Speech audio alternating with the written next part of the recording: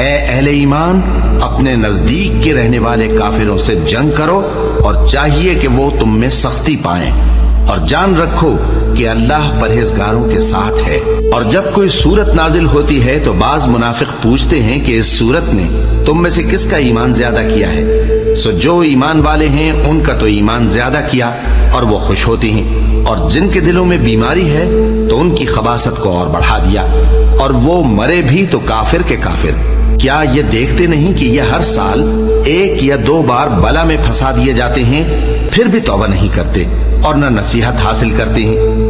اور جب کوئی سورت نازل ہوتی ہے تو ایک دوسرے کی طرف دیکھنے لگتے ہیں اور پوچھتے ہیں کہ بھلا تمہیں کوئی دیکھتا ہے؟ پھر پیٹ پھیر جاتے ہیں۔ اللہ نے ان کے دلوں کو پھیر رکھا ہے، کیونکہ یہ ایسے لوگ ہیں کہ سمجھ سے کام نہیں لیتے۔ لوگو، تمہارے پاس تمہیں میں سے ایک پیغمبر آئے ہیں، تمہاری تکلیف ان کو گراں معلوم ہوتی ہے اور وہ تمہاری بھلائی کے بہت خواہش مند ہیں، اور مومنوں پر نہایت شفقت کرنے والے ہیں، مہربان ہیں۔ سو اگر یہ لوگ پھر جائیں اور نہ مانیں تو کہہ دو کہ اللہ مجھے کفایت کرتا ہے، اس کے سوا کوئی معبود نہیں، اسی پر میرا بھروسہ ہے اور وہی عرش عظیم کا مالک ہے۔